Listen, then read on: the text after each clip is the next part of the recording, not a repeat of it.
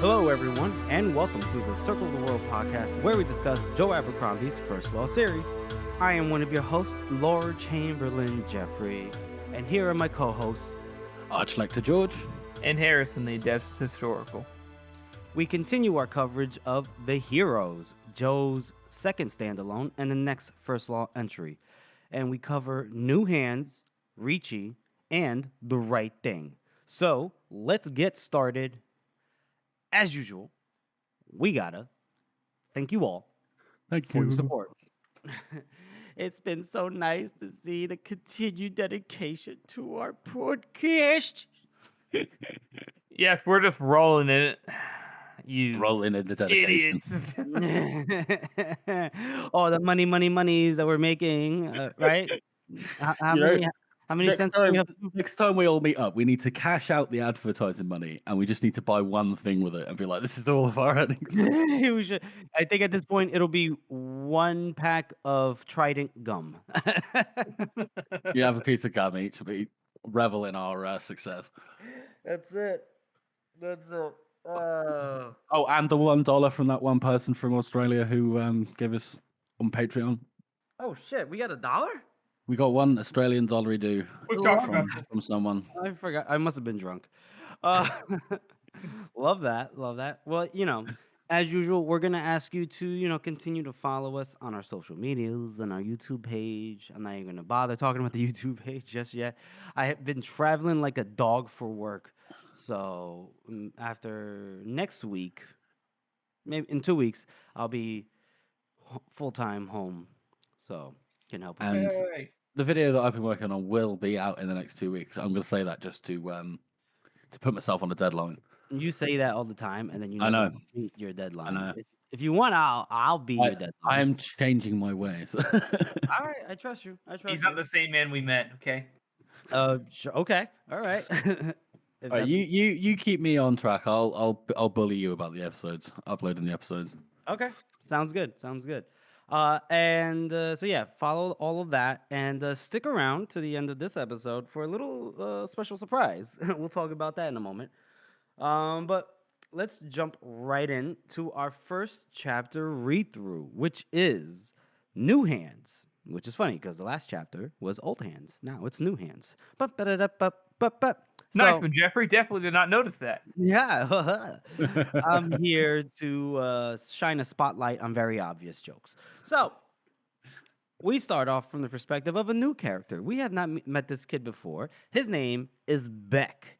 And good old Becky Beck is out on the field of his farm, seems like, swinging an axe, but just chopping wood. Doing good work, but not too happy about it. Seems like he wish he could be out there with Black Dow's army, fighting the good fight, making a name for himself. Dun, dun, dun, dun. And apparently, while he's, being very upset about his standing in life, his little brother comes running over the hill. His name is Festin. And he's running so fast, like so hard that he's just like, and apparently he had just come from the local village, and he goes, "There's men in the village," and he goes, Beck goes, "What? What do you mean, men? What kind of men?" And he tells them that it's Reachy's Carl's, and that they're doing a weapon take. Now Beck is frozen, and he goes, "This is my time," and so. So he marches to the house, the little shack where his family lives, and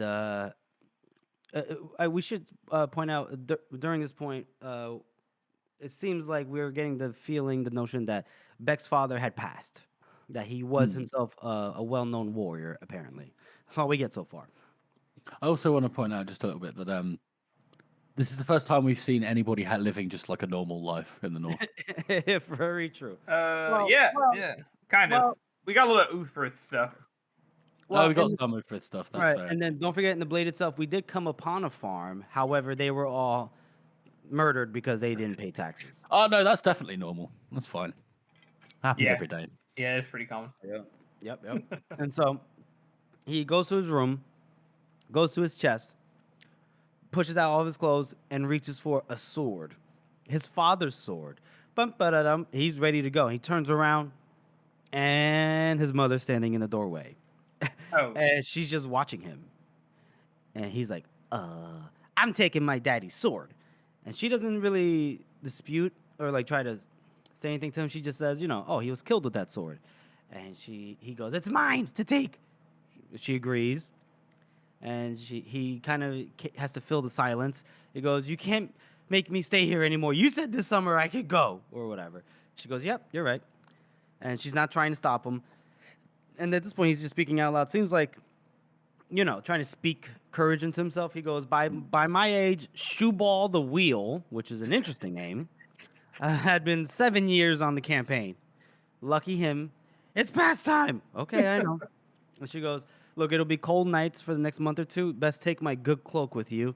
And that catches him a little off guard. He goes, no, you should keep it. You should keep it.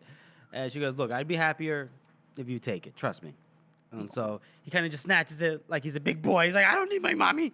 And then, he goes to his brother Festin, right? And he's like, "You're gonna be the man of the house now." I swear to God. And then, he's about to leave, and then he goes back and he goes, "Well, then," that's all he says to her to say goodbye. And then she kisses him on the forehead and goes, "My son." No. And he goes, he's about to cry. He's like, "Oh," and he turns around and he just stops away. And It's very he's- sweet, isn't it? yeah, because It's very touching. so it's You'd expect her to be like, no, please don't go. yeah, I like her because she's like, she's not like like you said, oh no, my darling boy, please.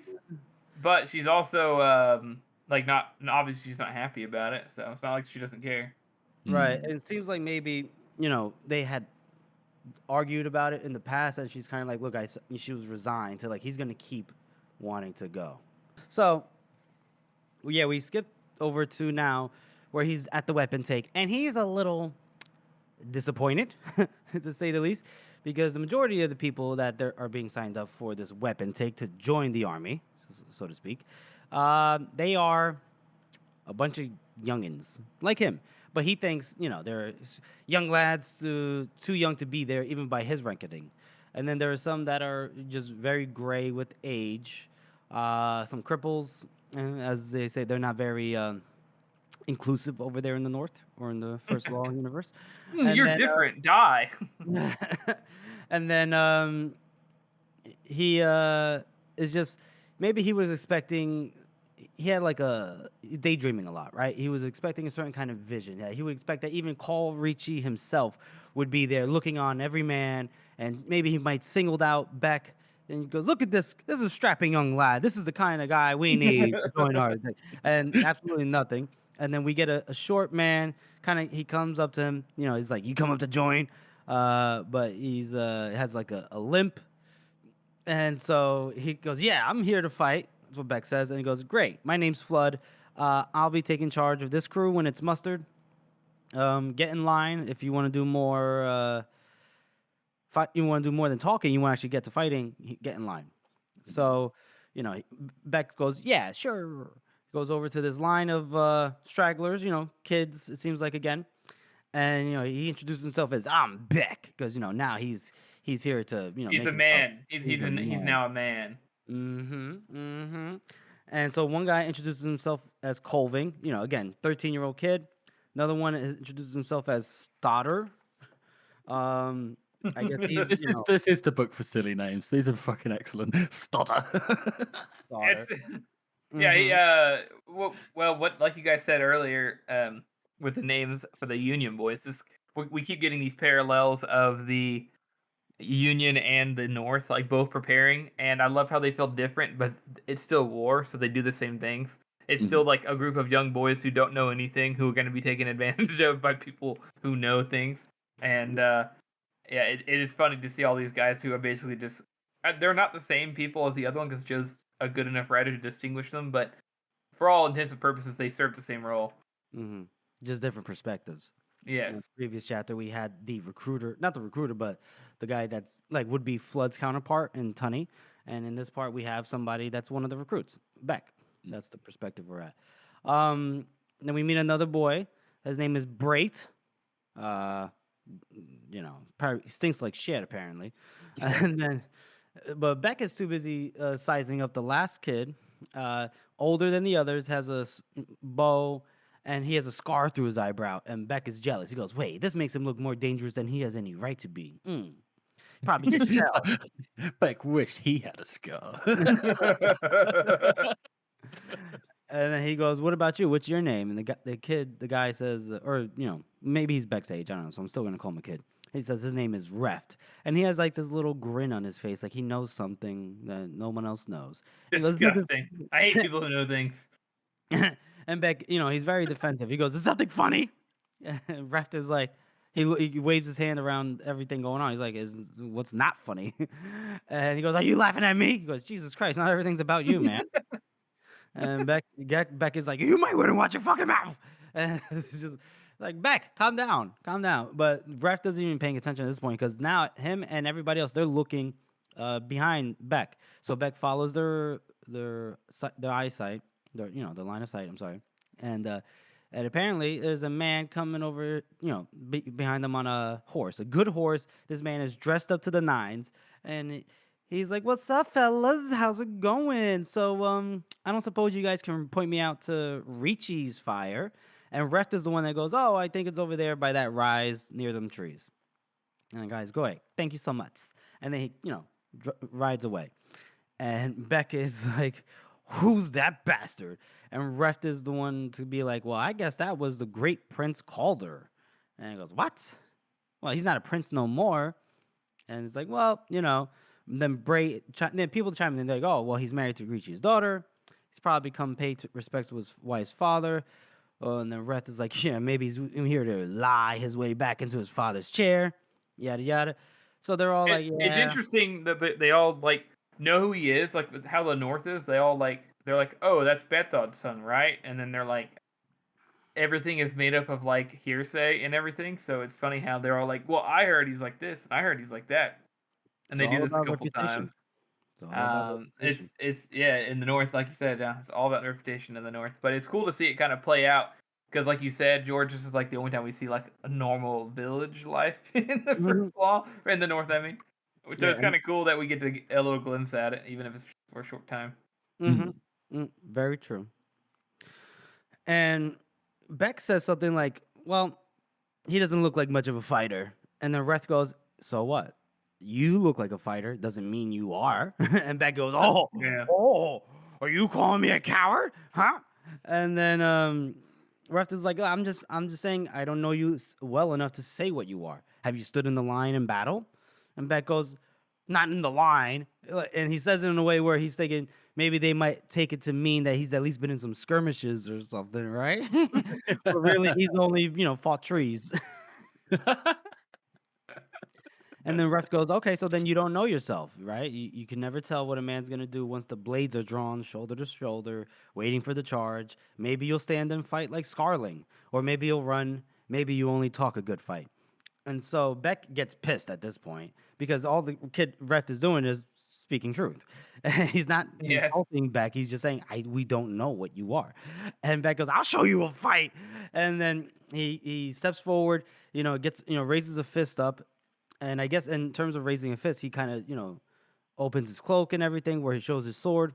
Because Reft took a step back and pulled his coat open and has a long knife ready. And then Beck realizes that they're basically armed. And out of nowhere, the stakes got real high out of, nothing. And this is not just a little fight between boys in the village. And he saw the fear in Ref's eyes and the willingness and the guts dropped out of him. And he faltered for a moment, not knowing how he got here or what he should do. Luckily, Flood interrupts. He's like, "Oi, enough with that." And I do find that this is like a really pertinent moment, especially over there in the US. In real life, any kind of confrontation could turn into somebody dying in like no time at all. It's quite scary. You make us sound like you guys are the only ones that fucking shoot each other in the streets, right? Oh yeah. Not true. Not true. Okay, hold on. some other countries do as well, but I the was rest of the civilized world. I have Abercrombie. hold on. I was watching a documentary that I have to finish last night. You guys had a broadcaster named Jill Dando, and she was shot in the fucking head in front of her house. Your murder rate is 3 times ours. Okay, that's it. End of.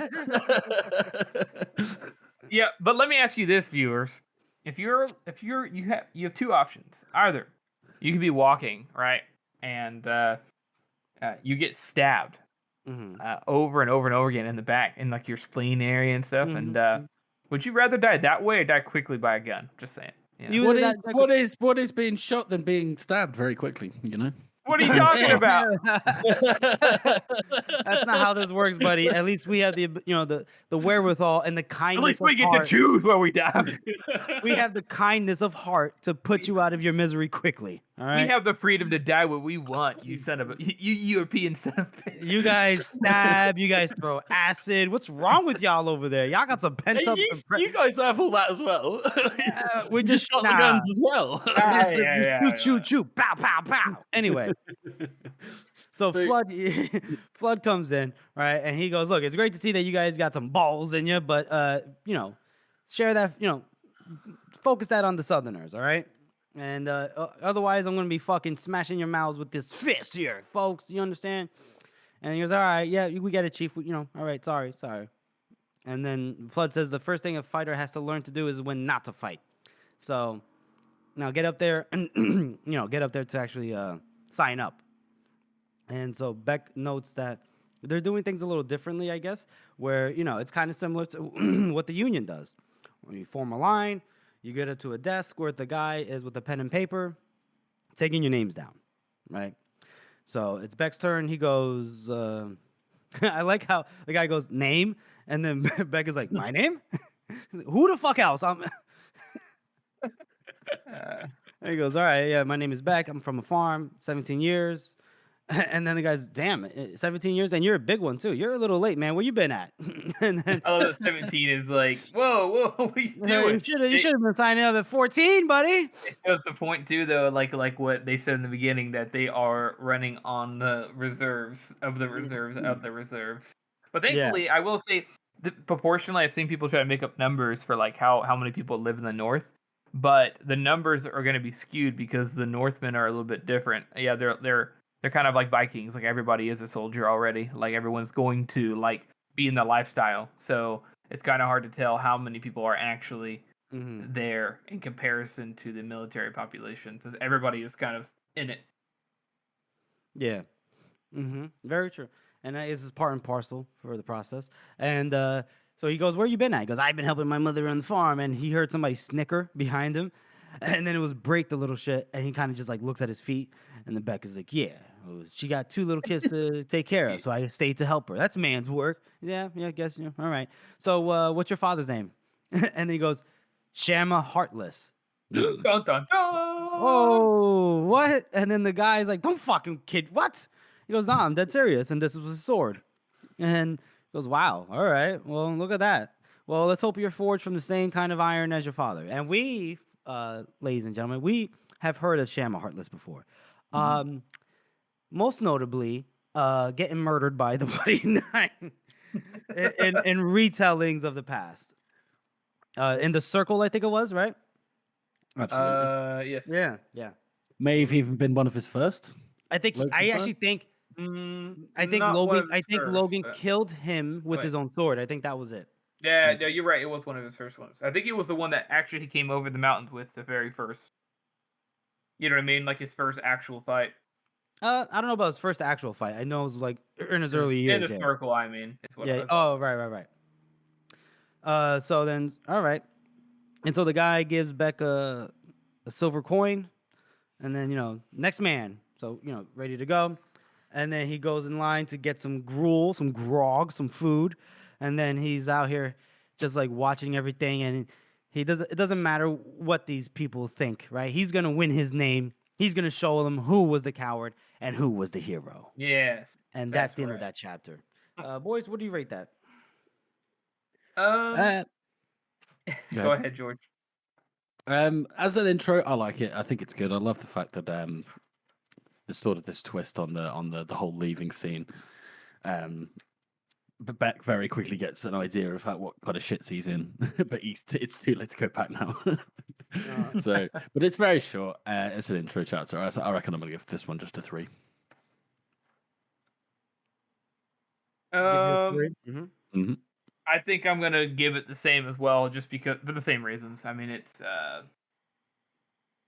it's like like you said, like the inversion on the scene. But and yes, it's Joe, but there's only so many ways you can write a scene where the son goes off to war, and it's not a good idea probably, and he's more than he thinks he is. He thinks he's more than he is. So it's good for what it is, but yeah, that's I think that's everything on this one for me. Yeah, it's like funny. Like the way we talked about it and everything. We see a kid raring to make his name, and seeing this in literature and media, stories over time, we can easily get a sense that this might not turn out so well for Beck in the future. But so it's a nice introductory chapter. But it's cool to get the.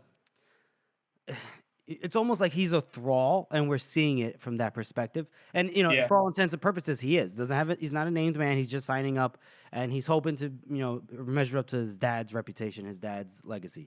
So I'll give it a 3 out of 9 fingers. Again, not bad chapter, just cool. All right, we get introduced to this new one, and the introduction was slow as compared to maybe our introduction to like Curtin Crawl or what have you, or even Calder's perspective. You know what I mean?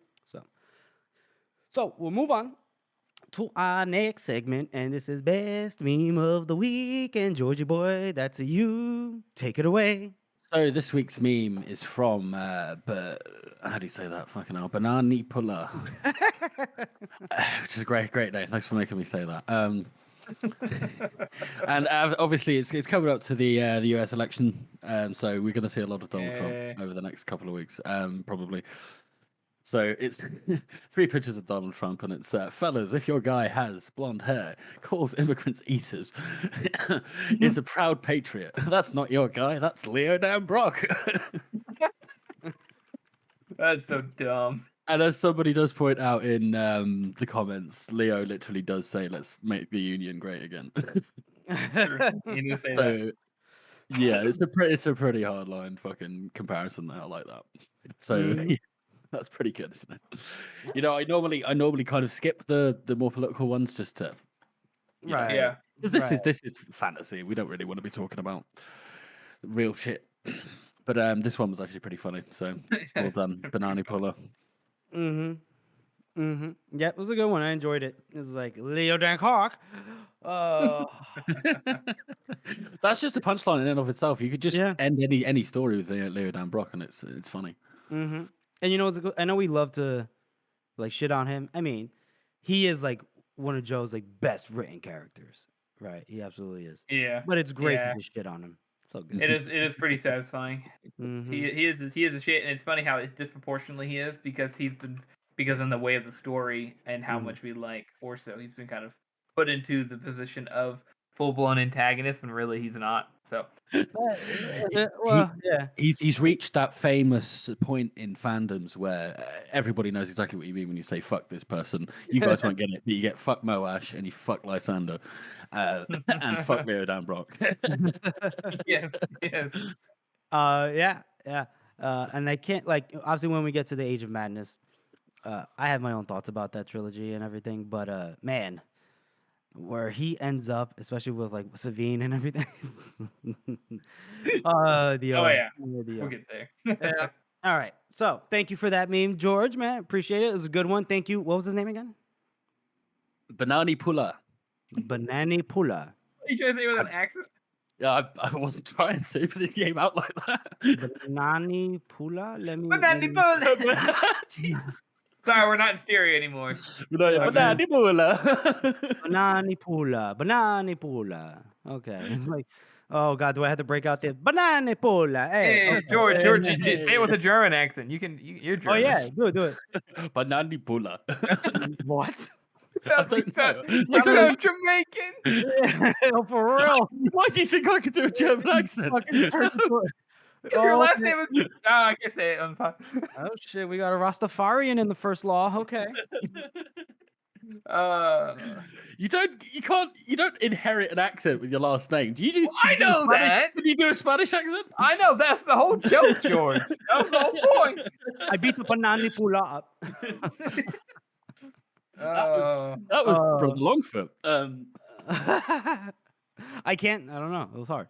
All right, so we'll move on to our next chapter read through, which is Reachy. And we are in the perspective of our boy Calder. He had just left Beck and his boys behind, and so he gets to the fire, and immediately we get Reachy saying, "Well, if it isn't my daughter's husband," and Calder goes, yeah, it's a muddy going here, because I guess Calder's like tiptoeing, and he goes, yeah, you always like to keep your boots clean, and then Calder goes, yeah, Styrian leather shipped in from Talons, and Calder is Calder's Bit like of a dandy. you know the 50, not like 1950s greaser. That's what he reminds me of, really. no, Like, not everywhere he even- walks into, no, and he's no, like, no, hey, no. hey, I got a favor. He's a dandy. He's a dandy, like George said, not a greaser. Greaser would be, that's like a. I know, but that's what I'm saying. It's all fronted, right? Like he's always like, yo, what's up? You like my fucking shoes? Yeah, they're pretty nice. Right? Check out this sword. I definitely have swung it lots. Yeah, I know what I'm doing. That's it. John Travolta for Calder. Oh That's what he looks like in my head now. Oh Jesus. So I and ruined him. and Reachy goes, shipping in boots. What the fuck? And it's very menswear guy coded. I've been seeing coded everywhere, so I'm just gonna say that. It's part of I'll explain it to you afterwards, too. Yeah, sure. Let me know if I use it wrong or if I use it right. And so they kind of like jostle, they joke around with each other, like, how did my clever girl fall for a tailor's dummy like you? And then how did a dumb guy like you father a beauty like my wife? Blah, blah, blah. Anyway, so then Calder asks for a word in private, and, sure, no problem. And so Reachy goes with him, and they take a little walk around, and they talk about like how Seth, she's the best woman in the world, and he didn't even have to lie. And he goes, yeah. And how's the grandson? He's like, still, you can feel him kick. He's not, obviously he hasn't been born, so he can't help out against the Union. Haha. And so, he goes, Reachy goes, he starts giving him advice about how time flies by, savor the little moments, and then just immediately pivots and says, I've heard Black Dow wants you dead. And Calder's, what the fuck? He's thrown off internally, but he goes, who says? And then Reachy says Black Dow. And interestingly, that Black Dow would just say that out loud to Reachy. Mm-hmm. And then he goes, oh, okay. And then Reachy says, I think he's brought you back out here so he can find an easy way to kill you, or that someone else can, in hopes of earning favors from him. Maybe he thinks that you'll start scheming and turning men against him and trying to steal the chair, and then he'll find out, can hang you nice and fair, and no one can complain. Like, giving Calder the knife to stab himself with. And so, interesting. Even though we just saw Dow and Calder interact, I mean, hey, Dow, I don't know. I mean, Dow kind of needs to kind of have this air of being fair, because if you just outright fucking murder people you don't like, then what's to stop someone just murdering you? And remember this, there had to have been something done, because Dow was the one that found Calder and Scale at the end of the last argument of Kings, brought them back, and convinced them to try to team up with him to kill Logan. Yeah. So I suppose that would be a betrayal of sorts. So Calder had to have done something. He had to have started scheming. Well, I think that part of it too was, and they'll kind of they'll touch base with it. He touched base with a little bit in the last chapter and Blacked Out chapter, but Bethod still had a lot of loyal men, and a lot of people still willing to follow him, and a lot of the countryside still really liked Bethod quite a bit. So by keeping Calder and Scale alive and useful, he's making it to where he's got that support that he absolutely needs. So he's kind of got to be careful. He doesn't want to just kill him outright, because then that would may cause a problem with people being like you just said, he's an enemy and everything, but also he has to use him as an ally at the same time. So. Mm-hmm. So, and I do remember when we were reading the Blacked Out chapter that Blacked Out was saying no more scheming. So he had And to. he reads it, he's like, He'll never see this coming. Mimi. And then so he's telling him to just be careful, because Black Out's position not precarious, but he can't keep letting the Unions walk around. He's gotta eventually have to fight, but he can't lose. So just take my advice, just leave things be. Who knows? Maybe a good time. Things will turn out the way you want it to turn out. And then Calder was like, man, ever since my dad died, he's been watching him nothing but shit. But he keeps that to himself. Because Reachy's telling him that like Blacked Out isn't too firm in Scarling's chair for all that he carted around with him. And we probably should know we were not yelled at, but in our Discord, it was like Blacked Out they're not in Carleon, they're not in Scarling's hall. He's carrying that chair around with him to stables. I think we agreed at the end of that reading of that chapter. Yeah, okay. Apparently at the end we were like, oh yeah, he's in the stable. All right. He's carrying around. He's somewhere nearby by the Hey old guys, dog road. audience, we apologize. Jeffrey doesn't like it whenever he makes a joke and then people don't get the joke because then I don't mean like oh you didn't laugh at my joke, but like the fact that he doesn't like when people get mad at not understanding the joke he was saying. So just don't be stupid and Jeffrey won't be mad at you. Well, to be you've fair, just told them the perfect way to wind him up.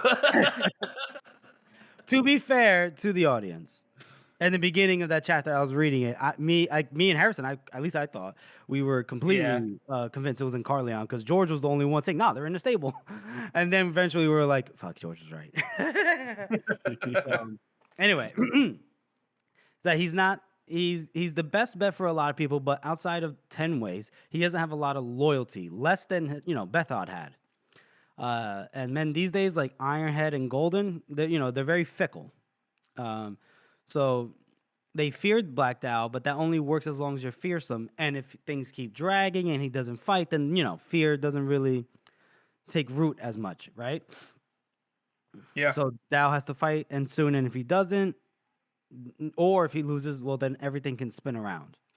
Then Calder goes, well, yeah, what if he fights the Union and wins? And he goes, well, then that is a point, then he'd be a hero. But then Calder straight up asks him, he's like, all right, well, look, in the meantime, what if he tries to murder me or gives me some task I can't, but, just fail at, or puts me in the line somewhere where I'm definitely going to die? Will I have any friends at my back? And Reachy goes, you're my daughter's husband, for better or worse, and me and your father agreed to it when you both were more than babies. I was proud to take you when you had the world at your feet. What kind of man would I be if I turned my back now you've got the world on your shoulders? No. You're family. I do things the old way. Straight edge. Yep.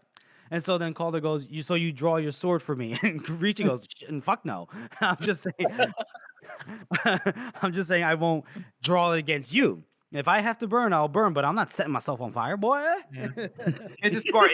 I like this too because it shows why, like, yeah, he's a straight edge and stuff, but he's also not. He's not an idiot. He's not uncompromising. He's not like Three Trees probably would have been like, yes, that's honor. That's what we're gonna make it happen. But he's a little bit more flexible. But it's reinforced that he's like a great guy too because he even talks about how like how beautiful life is in the little moments, and that's how you know he's a good guy. Yeah. And so then he goes, look, I won't kill for you, but I'm not gonna, kill you necessarily. I'm just not gonna, whatever. And then he goes, all right, so where you going? And Calder goes, he'll like meet up with his brother, Scale. Reachy talks about he's strong as a bull, but maybe he's also got the brains of a bull. But the word has come from Dow that he's calling the army together. They're all marching for Ostrung tomorrow, heading for the heroes. And so figures that he'll catch up with Scale then there. And tells him to watch his back. And, I will.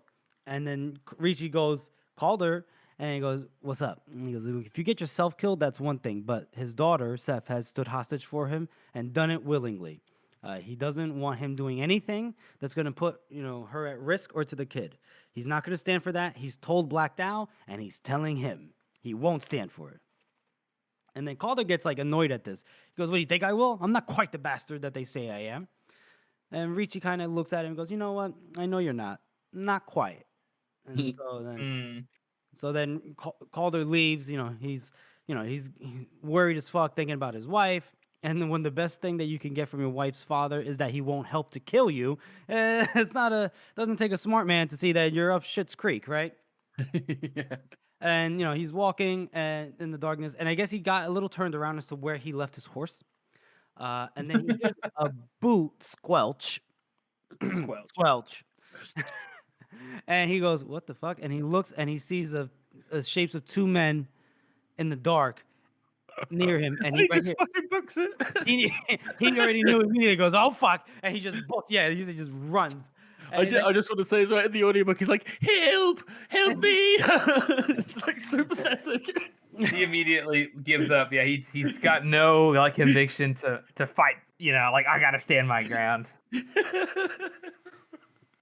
Oh my god, he's running through whatever woods, fires, and people aren't helping. They're like, "What the fuck's he yelling about?" And then he runs past one guy who's taking a shit.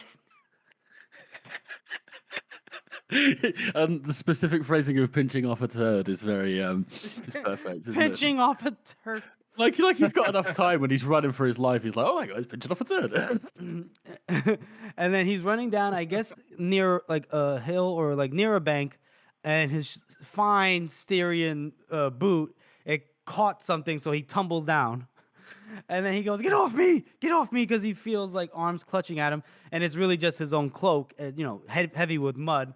And he's floundering. He's in the water. He's in a stream, actually. And then he's gasping for air, looking, he's trying to struggle up to his knees. And then, one of the guys, it's two guys, and one of the guys goes, "Some runner." And he goes, "Oh, they always have to laugh." And then It's just implied that he's been chased after multiple plenty of times. And then you got one guy goes, "Yep, come here," and he draws his blade. Calder looks at him, like I said, he struggles up to his knees, and so the nearest guy came towards him and then just fell over sideways. And then the second guy goes, "What the fuck are you doing?" And then a shape came out of nowhere. Calder squeals, covers his face, and then felt like the wind passing by his face, and something crashed into the second guy, and he went down on his back. The first guy is trying to crawl back up, and then we have another guy walking towards him and just stabs him without even breaking stride. And Calder is just staring at this guy walking up close to him, and he's waiting for death. He thinks this guy's going to kill him. And this person says, well, if it isn't Prince Calder, wouldn't expect a chance on you in such surroundings. And Calder, he knows his voice. He goes, "Foss Deep?" And he goes, "Yes." And then Calder is like, "Oh my God." He goes, "Did my brother send you?" He goes, "No."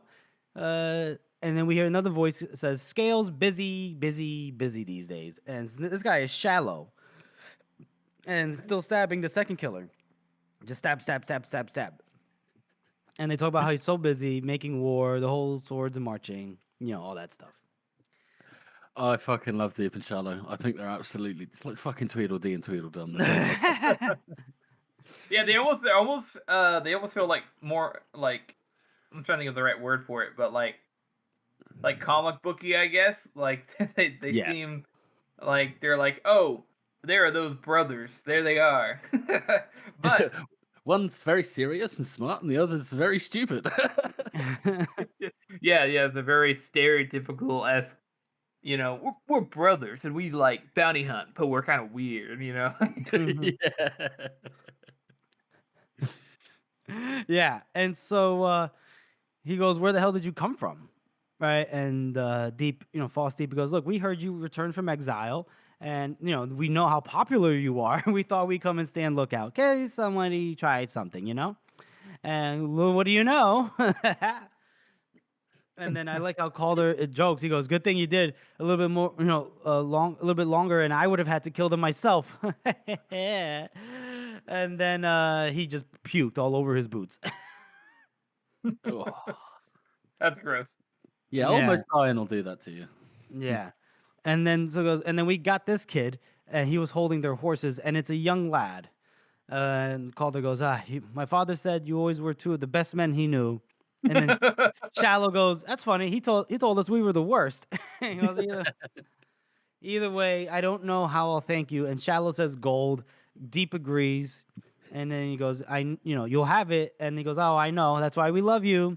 That and our winning sense of humor. And that and the bottomless respect we have for your father. And it's like, yes, but mostly it's just the old Goldie Weldy. It is funny. I forget that's how it's said in the It's so audiobook. stupid. What the fuck? Like, this is the most comic relief we've ever had from Joe. Like, just straight up, these guys are fucking weird.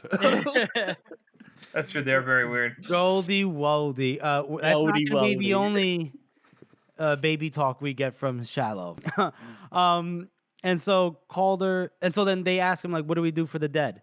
And Calder's thinking, like, do I, maybe he could show this to Reachy to get him riled up, trying to, murder his daughter's husband in his own camp. That's an insult.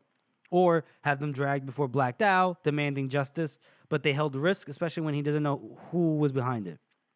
Right? So he just tells him, put him in the river. And then they ask him about the kid. And so Calder just stands over him and he goes, who sent you? And the kid was just like, I was just watching the horses. I don't. And then Shallow and Deep are like, come on, we don't want to cut you up. And then Shallow goes, I wouldn't mind. And he goes, yeah, I'm not bothered. It was Jesus. And then the kid squeaks. He goes, oh my God, 10 ways. It was 10 ways, they said. They said 10 ways. And then Calder, he's like, oh, fuck, this old fuck.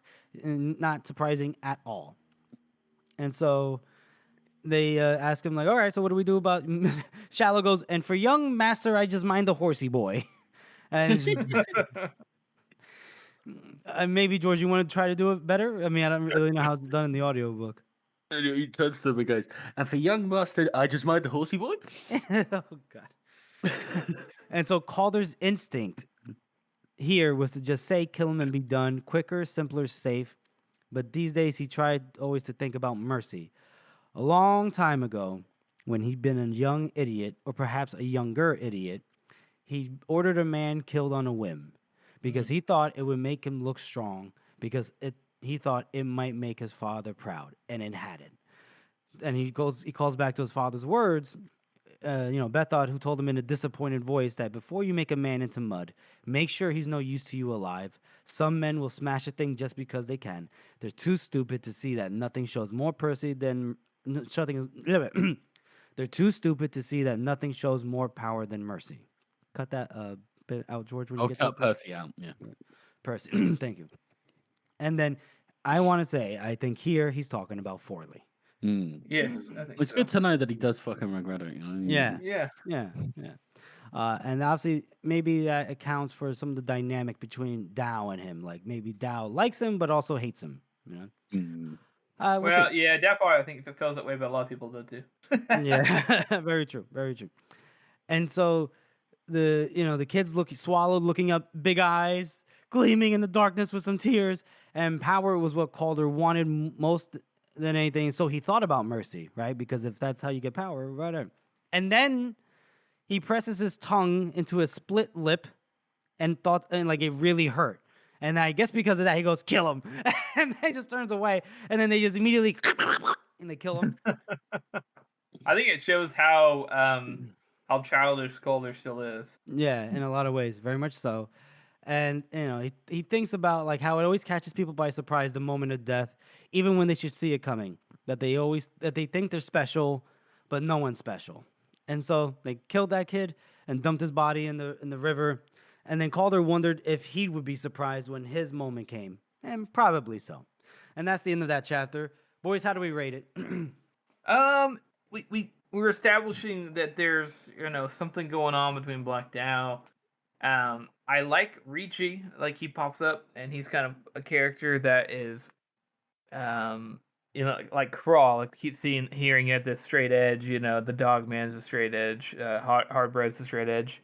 And we get these different variations of that we'll see change through the chapter. I think it sets that up really well, especially on a second read through.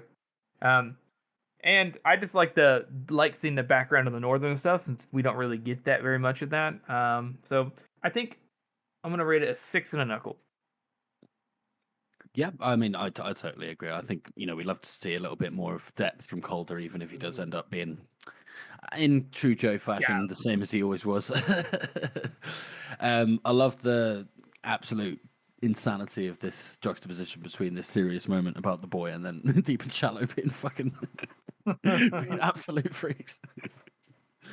Oh, I think I'll have to go with just a 6. Yeah, I'm gonna give it a 6 as well. I like it. Gets a more in-depth look at Calder. We get to meet Reachy. We get to meet Foss, Deep, and Shallow. Does Shallow have a first name or last name? Eventually, don't. we We don't don't know. find So it's out. just Foss, Deep, and Shallow. Deep and Shallow. It might be Foss Shallow. Who knows? Yeah, I thought that was weird, right? Because they've got different last names. If his last name is Deep and his last name is Shallow, then they're not brothers because they've got different last names. No, guys. Remember, this is the northern names Oh, work of like this. course. You have your first name, and then you earn your last name, or you just earn your name. And sometimes that can be passed on, sometimes it can change. But most of the time, you have to earn your name. There are no family names inside it. That's why Bethod is just Right. Bethod. That So makes maybe Foss Deep and Moss Shallow. sense. Moss Shallow. Yeah, maybe. Who knows? Moss and Foss. I mean, that would absolutely Very suit my Joe dad's fashion. pound. Yeah. Yeah, Foss it and would Moss. absolutely suit them. Yeah. But I just love the fact that at some point somebody looked at these two guys and went, "You're deep, you're shallow." Yeah. Oh yeah, that fits. Love it, love it. So yeah, give it a 6. We like that there's already intrigue. Maybe due to in part to Calder scheming already. Somebody made an attempt on his life, and now we find out that 10 Ways is behind it. Dun dun dun, and it makes sense. We learned that immediately as soon as 10 Ways and Calder set eyes on each other that they hated each other. We knew that. We learned that from our last chapter with Calder. So, yeah, give it a 6. And so we'll move on to our next segment, which is going to be our first character spot. Boys, who are we shining a spotlight right now on? The mother. The who? The mother. What mother? Beck's mother. Because she is, unlike a lot of like moms in fiction, she's not like distraught. She's a woman of the North, and she knows that this day was coming. She pushed it off as long as she can. She's already accepted it. Pacey does really good line deliveries here too. There's a certain amount of like sad acceptance, and I think it's just performance wise it's really good, and written wise it's a little bit different to make it just to make those kinds of people feel like people rather than just, oh yeah, he can write whatever. He actually put some thought into how somebody in this position may be and why she may be different. So I actually think it makes it so much sadder because she is resigned. She's like, well, my son's going to go off and he's probably going to die. yeah, And she doesn't even, she's just like, well, what it can I is do? more She sad, I can't think. stop him. Yeah, and she can't, and this is just what people are like in the North, isn't it? Everyone's going to go, everyone's going to go off to war, so. And she's already seen her husband fucking get killed. You also find it funny that somebody called Heartless had a wife and presumably liked her. Or loved- He wasn't always heartless. That's For a just long putting it on, time he was just Shama. How could you be so heartless?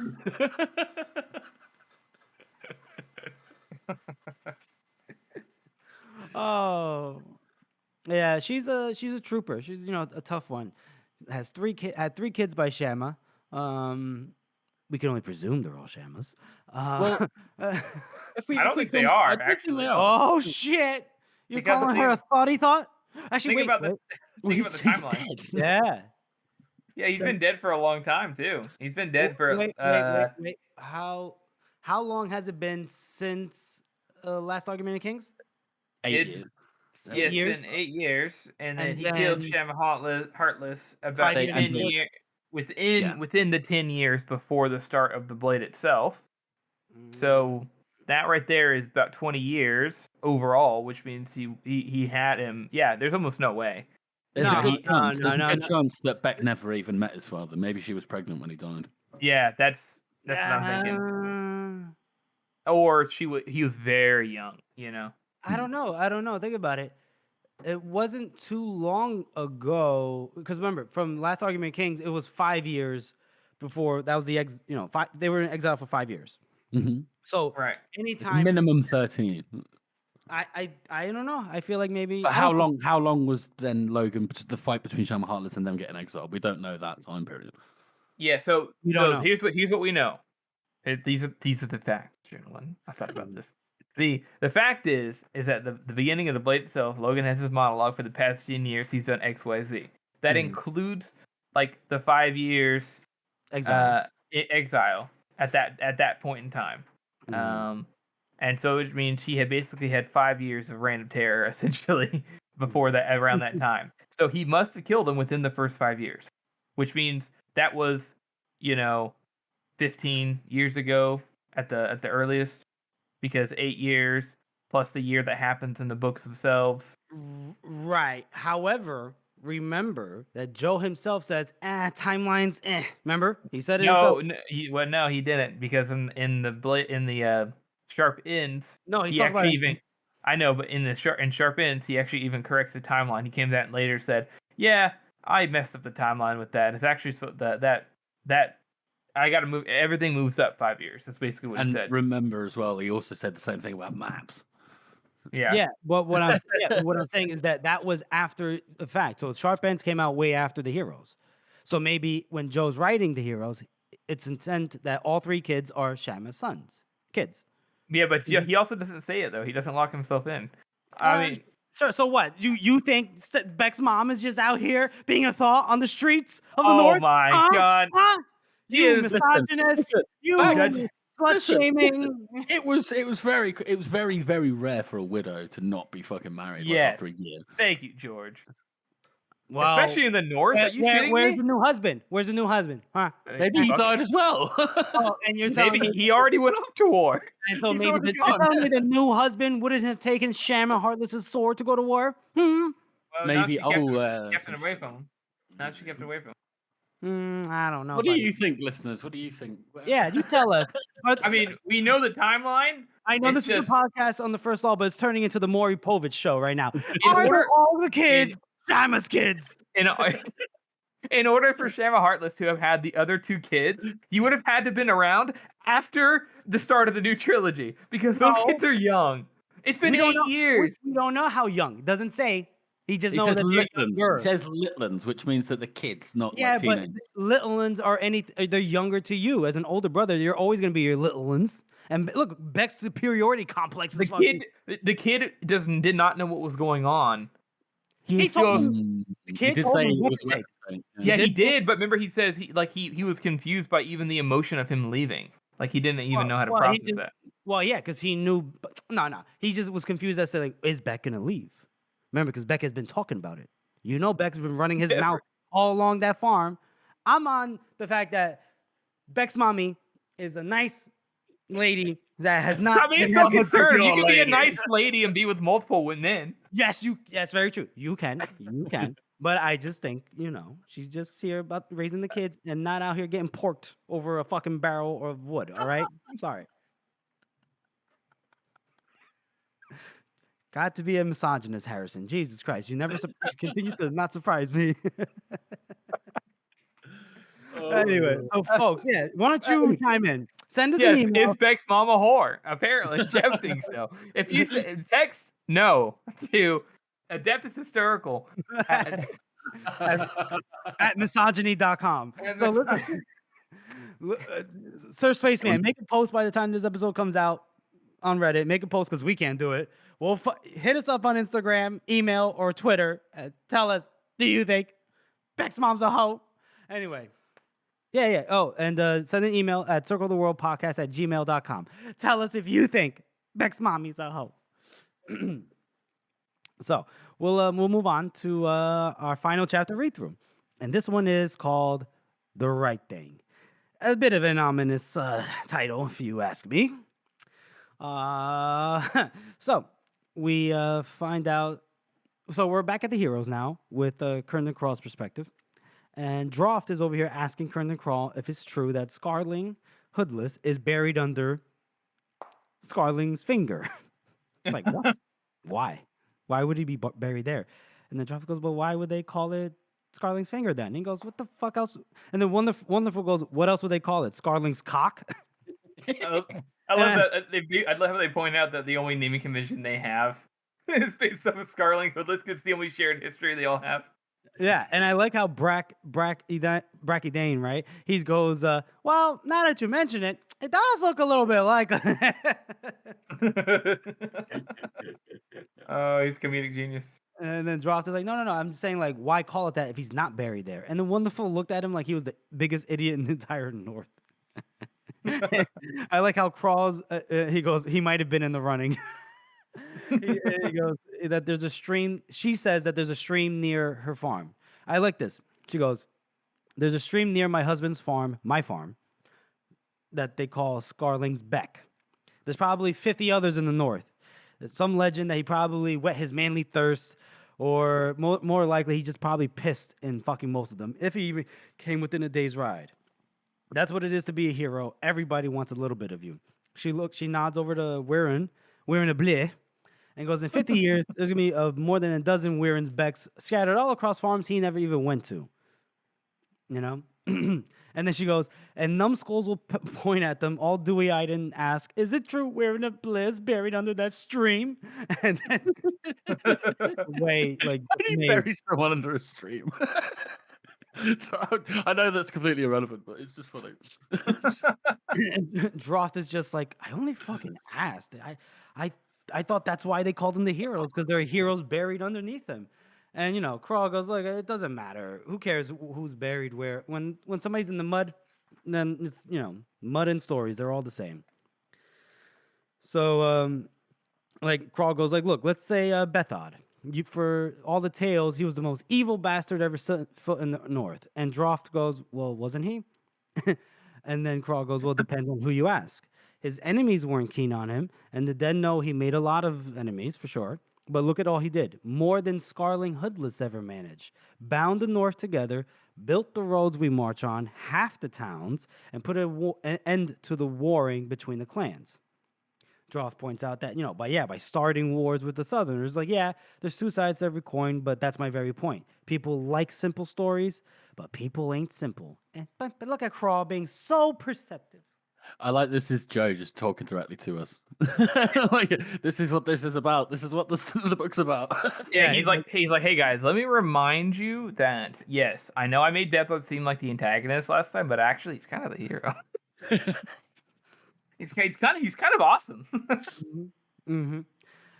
And so, basically, we hear Wonderful's voice call out for Crawl with a certain kind of tone that makes Crawl's skin crawl, because they look down and you can see, there's some dots, and by dots I mean men coming up from across the valley, not across the valley, but down across the bank of the river, right? From Ostrung, right, or wherever there. And it looks like that Hardbread is back, and he's got some reinforcements now. And so now there's like, weapons, get ready. And so like, we're about to see a potential battle, or at the very least a skirmish, right?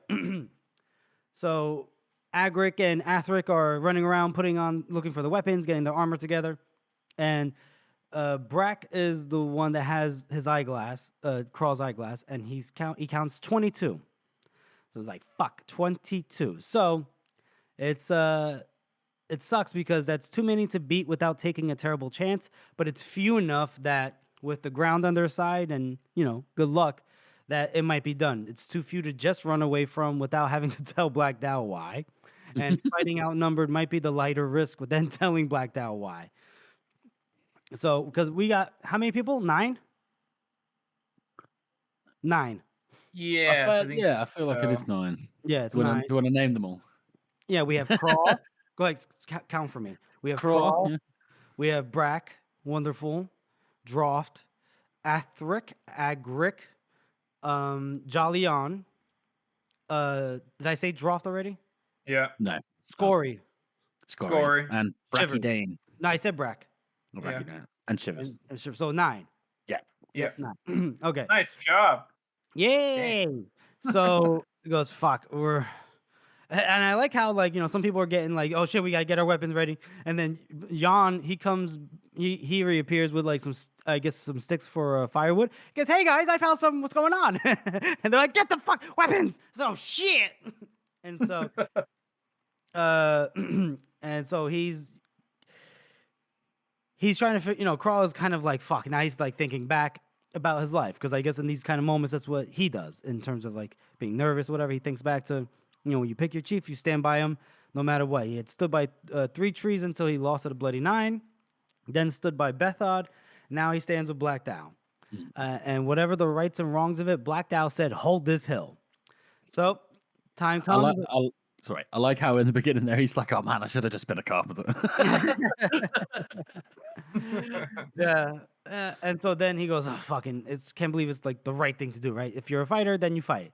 And, and maybe it's just that deep under his worries and his grumbles and his desire to just chill out by his sunset, maybe there's still a little part of him left, of that man that he was years ago, that would have bled all of the north in the would have bled all the blood in the north before he would have backed down. The one who stuck himself in everyone's craw, which might have been where he got his name, right?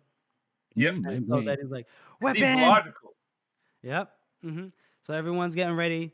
Everyone's getting ready. Droft is like kind of like staring around, like, what the fuck do I do? I guess this might be his first time in a battle or skirmish. And Crawl gets his shield, gets his sword, he gets ready, and he looks over at Shivers, and he goes, "Front rank with me." And Shivers goes, and he's just like, chilling with his arms folded, smiling. Oh, look at Theo. Sorry. And yep, front and middle with you guys. And then Wonderful comes in as Shivers walks off to get ready, I guess, get his shield and axe and stuff. Wonderful goes, "We could kill him. We don't care how hard. I don't care how hard he is. Arrow in the neck, boom, job done." And she Cross like, "What the fuck? No, he's just passing the message." And she goes, "Look, shooting the messenger ain't always a bad idea." He stops him taking messages back. He's like, "Look, whether or not he's here, we've at the same job. We have to keep hold of the heroes. We're meant to be fighters. A little fight shouldn't get us shitting ourselves." Because he's about to shit himself. And a little fight. He's like talking to himself. Yeah. She's like, "A little fight. It's nearly 3-1 over this fucking hill." And he goes, "It's closer to 2-1, if that helped. And then if the Union does come, then this hill's the key to the whole valley. So it's better to fight for it now while we're up here than give it away so we can fight our way up it later. That, and it's the right thing to do." And she was about to argue, and he goes, "The right thing." Oh, snaps, there's man. Look at that. And then he snaps out, the right thing, and holds out his arm, and she's like, "Fine." She just says, "We fight." And then now she does what a second does, and it's like, gets up the troops, "All right, you bastards, we're about to fight." And I like how Athric and Agric they're pumping themselves up, right? They're bashing their shields together and like into each other's face. Scory is just using his spear to shave bits of shutter root off into a lump into his mouth, which I guess is like chewing tobacco. And Weirin of Bleh is now finally standing up, and all his preparations is just taking off his coat. And I like how Jan goes, "What the fuck? No armor. I can't believe this guy's having no armor." And this guy wearing, he goes, "Armor is a part of a state of mind in which you admit the possibility of being hit." Now, nothing sentence ever. you know what Weirin is like. Now I know this is ironic coming from us, but I think it sounds true. You know how people they listen to us, they're like, "Yeah, that's a podcast about a specific subject, and it's entertaining." Hopefully, right? We got some good chemistry. I like to think so. But how many podcasts are out there of just some random motherfuckers saying the most random shit? That's what Weirin is like. He's like a random podcaster who talks about nothing other than, "You state of mind, bro. You got to manifest it." You know what? Weirin sounds like a violent Russell Brand. Oh god, yeah, it's like Russell Brand. Oh my god, that's so weird.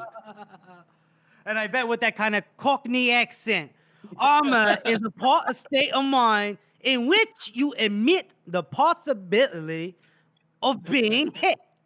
You know, you started out so strong there, and then you fucked it Armor up. is part of a state of mind in which you admit the possibility of being hit. And I like how they're all like, like Jan is like, what the fuck is that even supposed to mean? And I love at the same time, he's like trying to squeeze into his armor. He's like, it's too fat. No, actually, no. Jan is trying to squeeze Brack into his armor. Yes. And so he's making Brack go like, because he's just squeezing the shit out because he's so frustrated.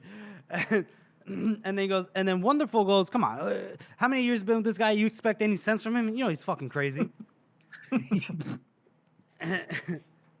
And then, so they're all joking essentially. And Droft is like, what the fuck? How can they make jokes? How can they make jokes at a time like this? And Crawl, you know, he goes, look, every man finds courage his way. And he tells himself, therefore he tells us that giving advice was his way to find courage, right? So he goes, look, just breathe. You'll be fine. And so then we find out by them looking that Hardbread's group had split up, right? 2 groups of 3 each are trying to flank them around while the main group is coming straight up shield wall. And so the idea is that Athric and Agric and Wonderful are going to skirmish with them and draw off 2, give them arrows while they climb, spread them out. When they get close into the stones, then they charge, right? So he goes, it's going to be Crawl, Shivers, Brack, Jan, they're front and center. And then Athric and Agric will fall back to the wings. Scory will try to get anyone that tries to come around the side early on, give them a little poke. And then once they close up, he's the back rank. Weirin is the nut in the shell, which is, sure, I guess he's like, I don't know what that is, center back rank. And then Weirin responds and goes, no, this is, which makes me, I guess, that kind of flaky bit between the nut and the shell. And annoyingly, he's right. He goes, whatever. And then, you know, Crawl's like, yeah, whatever, as long as you're there when the nut cracks. And he goes, oh, I'm going nowhere until you show me my destiny. Just like Shoglig promised me you would. Hey, you're getting better, actually, I think. yeah, it's really good. Fucking hell. I'm trying, folks. I'm trying. I'm proud of you, Jeff. I remember the first time I tried the Cockney accent like 2 years ago. It was crap. Just take some practice. So Crawl, you know, he goes, all right, in case I don't have any chance to say it again, it's been an honor fighting with you all. Just keep in mind what Rud 3 Trees once told me. Let's get them killed and not the other way around. It's like best damn advice, right? So, and I like how they're all getting ready. The Hardbread's group is coming up soon, and Jan kind of like talks to Crawl. He goes, look, the usual. If I'm killed, Crawl goes, oh my God, yes, I will find your sons and I will give them your share. And yes, I'll tell them what you were. All of it? Yes, all of it. Good Christ. And don't dress it up any, you old bastard. He's like, what the fuck do you see me dressing anything up? When was the last time you see me do that? And so, I like how that Joe introduces us to that as Craw is already fucking sick of saying it. yeah, he goes, Like, yes, we yes, don't see it. We don't see it prior or anything like that. We just see this bit. yeah, and you know, I guess Crawl doesn't want to have to deal with the idea of like, yeah, somebody might die, and so, fucking Wonderful notes that Hardbread had left his men behind at the children now and was climbing up with empty hands, you know, like, hey, let's talk. So I was like, all right. And I like how, as they're watching him come up, you know, Shivers is like, yeah, it makes you feel big, doesn't it? When you're talking about like having a weapon in your hand. He goes, oh, a man should always be armed, if only for the feel of it. And I was like, all right, kind of crazy bastard. All right. And then Hardbread, you know, he comes pretty close, like well within, bow range. And he goes, hey, Craw, still up there then? He's like, yeah, great. You sleeping well? And Craw goes, I'd rather have a feather pillow. Have you brought me one? Yeah, I wish I had one to spare. And he goes, is that Carl Shivers up there with you? He goes, yep. And he brought 24 Carls with him. It was worth a try, but Hardbread only smiled. But he's like, yeah, no, he didn't. And he goes, haven't seen you in a while, Carl. How are things? And I guess, you know, Hardbread and Carl knew each other from way back then, back when they might have been all on Bethod's side back in the day. Maybe. And then Shivers just shrugs, doesn't say anything. And Harper's like, "It's like that, huh?" And then Shivers just shrugs again, like nothing makes a difference to him. And Harbird's like, "All right, have it your way." And then he goes, "All right, Crawl, how about it? Can I have my hill back?" And Crawl just has to be like, "I think I'll just stay here for a few more days." And He's like, best I can "Oh, do is a couple days. no." And then Harbor, he's like, "Oh fuck, look, come on, man, you gave me a chance the other night, so I'm gonna give you one. There's a right way of doing things, and fair's fair. But I have some more friends now, so I'll ask one more time. Can I have my hill back?" And Crawl goes, "Afraid not. Afraid you're gonna have to come up here and take it off me." And Harbread's trying to reason with him. He's, "Jesus Christ, how many you got? 9 against my 24?" And he goes, "Yeah, we faced down worse odds." And he goes, "What the fuck? Good for fucking you. Look, there ain't no reason for this to get out of hand." But then Crawl kind of interrupts him and goes, "Except with that, we're in a fucking war." And then Harbread's like, "All right, I just thought I'd give you the chance that you gave me. That's all." And Crawl, he appreciates it. He goes, "Thank you. Appreciate it. I just can't move. It's a shame all around, but that's it." And then Harbread took a deep breath like he was going to try to speak, maybe like one last thing, but he didn't. And because, he's looking at Crawl, he's looking at his crew behind him. And he goes, so he turns around and he walks back to the children and, get ready. And Wonderful goes, "I could shoot him." He goes, "Yeah, I know you can, but you can't." Jesus, there's not the right thing. Fuck, man. And he says, "Everyone without a bow, get back inside the heroes and wait." So now, they're waiting, and like Agric has a few arrows in front of him in the earth, and they kind of think like maybe he'll wait to dark, and he goes, "Nope. If he's been sent more men, then it's because the Dogman wants this hill and the Union wants this hill, and he won't risk Crawl's group getting help by midnight." So they're coming now. And as soon as he said now, they could tell that men started to come out of the children. Like we said, shield wall, dozen men wide. The two groups have already kind of started.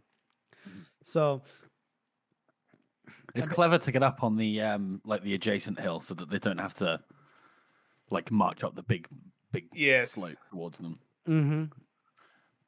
And yeah, it's kind of this whole little part right here too is like a little bit of foreshadowing too. A little bit, yeah, just a little bit. Yeah. So we have Agric and Wonderful letting fly a couple arrows, just ranging shots. Wonderful's arrow actually, crashed into a shield, and it made the guy drop back, so it dragged the shield wall apart a little bit. Because for all of Harbridge shouting, some men are just quicker, some men are getting tired faster. Droft shot an arrow, but his went way high. And Crawl's telling him to like easy, breathe now.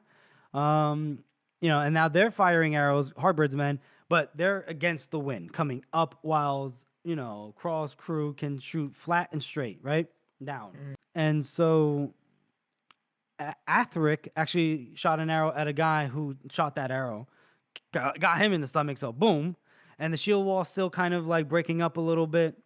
Harbread's still barking orders, and then he Crawl lets Droft shoot one more arrow, and then he tells him to get back to the others. And then he yells, "Back to the others," and he has to repeat it because Droft is starting to look like he's about to lose it. He's either about to, fear or mad courage, right? And he goes, "You need to get the fuck back." And he goes, "Right, okay, Chief, okay." And then he tells Wonderful and Atheric and all them to fall back when they have to, take no chances. And then so then Crawl comes backwards to the rest of them, and he trips over a fucking rabbit hole. I like how Shivers goes, "Evil those rabbit holes." Ooh. It makes you already know that Shivers he came back from the north and he put his foot right into a rabbit hole and he was like, "Yep, it is what it is." You're like, "Oh, it's just the way it goes," and his fucking ankles are swollen up. Mm-hmm. And so as soon as Crawl gets back and is ready to answer, but doesn't answer, Wonderful comes running, and she goes, "They're past the wall." She got another one of the bastards, and then Agric comes, hard on her heels and everything. So it's, it sounds like some were eager, some were not to getting up there because Harbird's still yelling. And what the good thing is, like, they're not used to fighting with each other, whereas Crawl's crew has been, right? Mm-hmm. And he looks over, and Scory winks at him, just chewing away, like, no big deal. Weirin's ready, just, holding onto his sword like it's a woman. And then somebody crept around the shield. They're waiting for a couple, like, it's one guy, then it's two guys. And then, I think they're just, oh yeah, it's still two. And then, they're kind of like looking at each other while waiting for the rest to come up. And then Droft like shoots an arrow and the two men duck, but that was all that they needed. And then Crawl just is basically like, "Rah!" And so then they all start charging. I really like this build up. It kind of gives us the vibes of like the like he does this moment where everyone's psyching themselves up really well. Mhm. And he did it before before they're hanged, with Fenris the Feared and all that, Mhm. and charging down. That was really good seeing. It's kind of like that, which I think is kind of the point too, because Craw is, is a follower of the kind of Three Trees' way of doing things, the old way. So I think it's kind of symbolizing that as well. But I do like how, like, lots of times inside these books we get the the quote unquote main character point of view. By that I mean the person who's like, I fucking love war, So Mhm. it's cool whenever we get the normal fight with the normal people, and I enjoy this little build up quite a lot because of that. Yeah.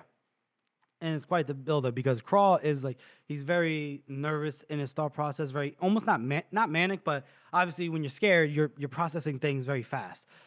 He has Jolly Yawn on one side and Call Shivers on the other side, and he kind of thinks like, wait a minute, he might actually be the weak link here, compared to those big guys. Um, and so they're all running, and they're charging, doing their war yells, and then right when they get to Harbird's men, there's a couple, 3, 4 now at this point.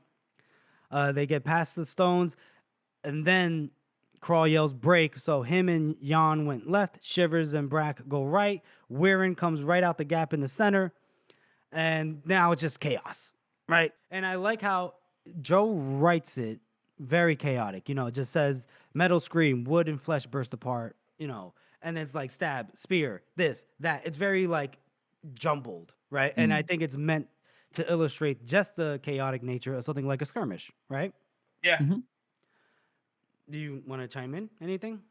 I mean, I think that Joe. We've talked a lot about his fight scenes, but I do think the way he writes them in this book, he does a good job at not just kind of getting caught up in the one person's perspective. It's kind of cool to have, like, yes, it's from that person's perspective, but we're getting a little bit more out of it. Yeah, he's Because watching other people too in these yes, flashes. and it fits really well too because it's Craw, so it's not out of character for him to pay attention. But I do think it's an improvement on Joe's style, just in case it's instead of it always being like deep inside somebody's head, like like the most thoughtful one is the one that comes to mind is the Bloody Nine stuff. But I like how this feels completely different to the Bloody Nine stuff because obviously the Bloody Nine's like, this is amazing, I love this stuff, and these guys are just trying to get through the day. But it's, as always, really badass, really cool to see them all fighting. Especially, there's something about two small groups of people charging each other. It gives you that Avengers vibe, where there's like, the characters like facing Civil off against War. one another. Yeah, Yes. yeah. And that's cool to see because at a certain point, and like when you get too big of a battle, everyone's going to be in one big blob. But there's a critical point, like a critical mass point of men, where it goes from one-on-one to that point. And this is still like the one-on-one version. And I just think it's a unique way of showing a fighting and war and stuff that it's not often talked about, is skirmishing, and this is that. So Right. And the use of like real tactics as well. You got the shield walls. You got people trying to flank you. Not too many, not too little. You're still going up the middle with enough to fight them all yourself if you need to. So it's very, very well done. And Joe's fight scenes always are. But like you said, it's interesting to see this sort of like mid-size skirmish rather than just either. All the other fights are either absolutely enormous or much, much smaller. So yes, it's good to see. Yeah, and we see like he sees like Harbred, right? And then he sees Harbred fighting Wirren, and Wirren cracks him in the mouth with the pommel of his sword, and Harbred goes tumbling down the hill. And then he sees, Athric whacking a shield, like he sees him in battle. Then he turns around, sees another Wirren fight, in the midst of them. Father of Swords just fucking making blurred circles, and one of them got caught, and it was Harbred's nephew. He gets cut in half. So, beesh. Sheesh. And then, Rip our Pred's nephew. yep. And then he, Literally. yep. And then fucking Craw is face to face with this guy fighting, and he thinks it's Jutlin, who's this guy that was part of his crew, but he's been years dead. And then he sees Shivers, and then he sees Wirren's sword again, and then he sees Scory singing, and then there's another spear with a guy with the birthmark jabbing, trying to scrabble up, and then Scory takes him. And then Wonderful has blood on her face. And then Shivers is laughing. And then just smashing his shield into somebody's fucking mouth as they lay. And then Jan is shouting. And then he sees Droft stumbling, holding his bloody arm. And then somebody jumps after Droft. So Crawl gets in his way. And then Crawl hacks him down, to protect Droft. And then somebody runs down the hill.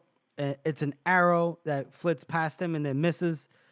And then Crawl leapt at the guy running away, and then he tangled at Agric's elbow. They kind of just fell, but the runner just kept running. He's like, "Fuck that!" And then he just like flung his shield. He's like, "I'm out of here." And then nearly all of Harbred's men were running at this point, the ones that were alive. So when men break, they break all at once, like a wall falling, like a cliff splitting off into the sea. So he thought he saw Harbred stumbling after them, and he half wanted to let the old bastard get away, and half wanted to charge on and kill him. And then he's yelling out behind, I guess telling his crew to get behind the stones, right, just to get ready, just in case. And then he looks, and he sees that the pack horse was dead. Don't like that. I don't like when the horses die. Not the horsey. Wonderful shot an arrow and missed, and it's Red. I guess at Red Crow. Red Crow turned and ran, and as he ran away, a bowman shot an arrow at Wonderful, but Cross stepped in front of it, and because it's coming up. Remember, it's slower. Wind is dragging it. He's able to just catch it on the shield, and then they were gone. Right, and then he sees that Agric is looking down at something not far from the fire, just staring down. And Crawl didn't want to know what he was looking at, but he already knew. One of Harbred's lot was crawling away, and Shivers was nice enough to dispatch him. Put him out of his misery. Just neat, like a practice miner testing the ground. It said someone was still screaming, maybe it was just all in Crawl's head. And he goes, why the fuck did they stay? That's what he tells himself. And Scory is asking Brack if the leg can move. Apparently, he has his thigh is bloody. He goes, yes, it fucking moves. It just fucking hurts. And so he's like, all right. So it doesn't seem really hurt. Not too bad, actually. And then he kind of looks and doesn't see any sign of the saddle horses. Maybe they're run off or maybe they're dead. And he just drops down on his, he sits down on his ass and he's just like, fuck. And Wirren is going, are you all right? And yep, he thinks he's okay. And, Wirren's, the father of swords, is all blooded up, just like it has to be once it's drawn. And then Wonderful is, I guess, asking, like, what happened? Am I cut? And Scory goes, I think you just have a scratch on your scalp. And Droft is, rocking back and forth on his heels. This might have been his first fucking true engagement. So that seems to be the vibe, yeah. Yeah, so he's probably, woo. And then he can hear Jan screaming at them, come back here, you bastards. He's like, come on, they're not coming back. Stop. And Scory is singing while he's getting to work with some stitching for, I guess, either Wonderful or Brack. And so he's thinking, okay. Crawl's thinking, looks like we came out of it pretty well. I guess just the one dead. And that was a very, neutral thought until he sees Athric's face all slack, cross-eyed. his jerkin. I guess that's like his it's not it's like his Yeah. leather armor. Yeah. You would call it whatever. Yeah, it's a leather. It's like a leather jacket essentially. Leather but- jacket. It's all torn up by Red Crow's axe. So I guess he saw it happen, but just didn't register it in that like pandemonium, right? Yeah. And he knew that this sucks. That this is gonna stick, like all the others. And so he can't dwell on the choices that he made. Three trees used to tell him, and a good leader can't help dwelling on them. He done the right thing, maybe, or maybe there's no such thing as the right thing. And that's the end of that chapter, and that's the end of that part, actually. So, boys, how do you rate that? How do you rate it, Jeffrey? I like it a lot. We got our first little engagement, and it's cool from seeing it we see a skirmish of sorts. I mean, we've seen him before. We've seen him like Three Trees' crew back in the Blade itself. Like wait for the fucking signal, that kind of thing. Yeah. But this was more of a instead like that was like taking men unawares. This was straight up more like two sides are coming. They're aware that they're coming together, but it's not a huge battle, so it's a bit more spread out, that kind of thing. I'll give it a 7 and a knuckle. Really liked this chapter. Thought it was good. Shivers is obviously a skilled fighter, and so we could tell that these guys are skilled fighters as well. And but they don't come out of it unscathed. They come out of it at least down one guy. So, and we see Yeah, Drock getting his losing his cherry, breaking. Get your battle cherry pop. I think it's I've said this about a couple of things already, but it's interesting that they're already because we know that Joe kind of based this off a few war films, and it's definitely meant to have that kind of vibe to it. This is the kind of thing you'd expect to see at the end. This kind of feeling like, where the fuck are we? why are we here? But I love the fact that it starts off this way. That Craw's already like, oh fuck, what is the point? What is the point of us being here in the first place? It's already the vibe. It's already the vibe, and we're only one quarter of the way, maybe 1/5 of the way through the book. So it is, it only goes downhill from here. I'm going to agree with you, Jeff. I'm going to say seven and a knuckle. Sweet. Harrison? I think I'm gonna go with the 6 and a knuckle again. I just ooh, high standards. I don't know. I just have I like the cross stuff, but I just don't like it as much as some of the other stuff inside the book. Especially rereading it. Like it's cool, and I like kind of trying to theorize. I'm pretty sure that Craw is he's old, right? You know how like old people just are talking to themselves and they're not even listening to what you're saying. That's how I feel Craw is, but we don't know that. You know what I mean? In terms because we just met him, and I don't know. I like the fight scene. I like seeing like I said, like the skirmish because we don't get to see it very often, and I really like how we get to see what his personalities come out. And it does make me really sad each time Craw is fighting and he sees one of his old friends. That's always depressing. Yeah. But I don't know. To me, it's just not. It's just part of the story. Nothing of note, character or plot wise, really happened. So, other than the death, I know. But it's and pretty they fought early. for that hill. They fought for that hill. They died for that hill. Oh my lord. Yeah, That's kind of how I feel about it. All right, no worries. Sounds good. So, that's the end of the chapter read-throughs for this episode. Thank you for taking, for being part of this journey with us. We'll move on to actually another character spot segment because we have to highlight the death of Athrock.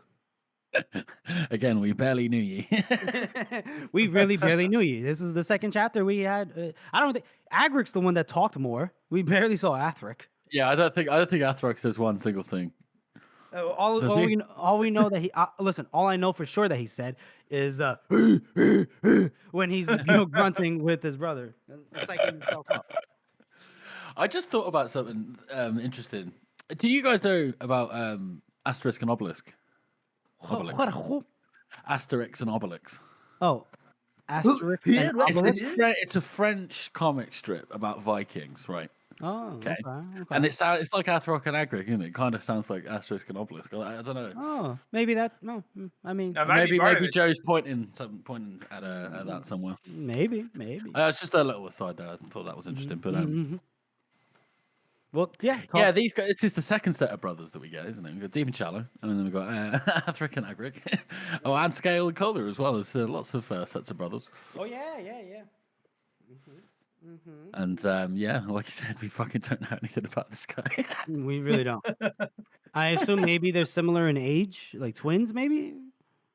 Maybe. Agric. I don't fucking know. I don't even remember which one it is. It's interesting that they don't have names though. If that makes sense, if you know what I No. mean. Then they No, haven't been named yet, right? Jolly Yon, that's his name, Jolly, because he's so Yeah, jolly. he's a named man. Jolly Yon is a name. Actually, Actually, Crawl. yeah. Well, Jolly Yon, it's Yon, right? His name is Yon, and then he got the name Jolly because Yeah. Bracky Dane's a Hillman, so that don't count. Wonderful. That's her name, yeah.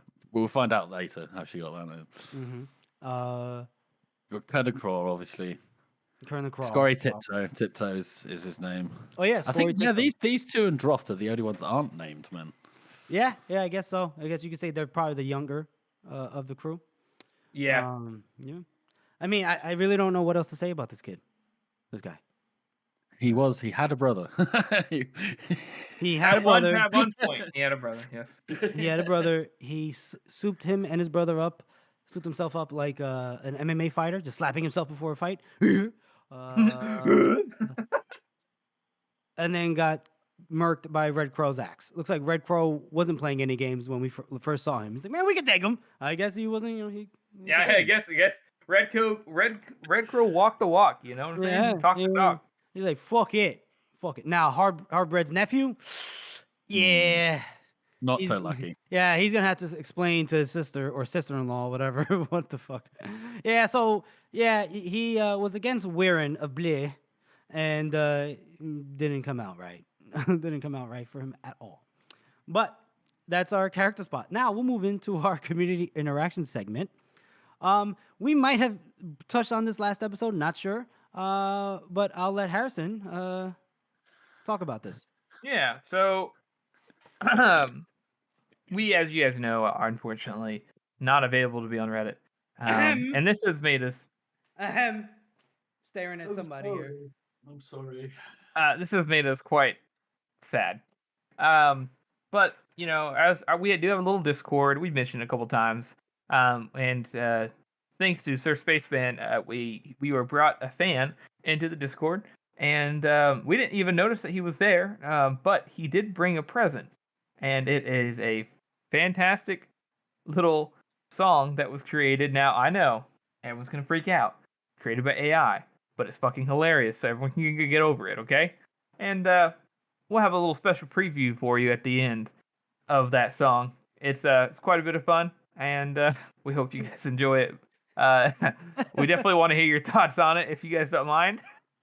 If you guys can send it out to us, reach out and tell us what you liked about it.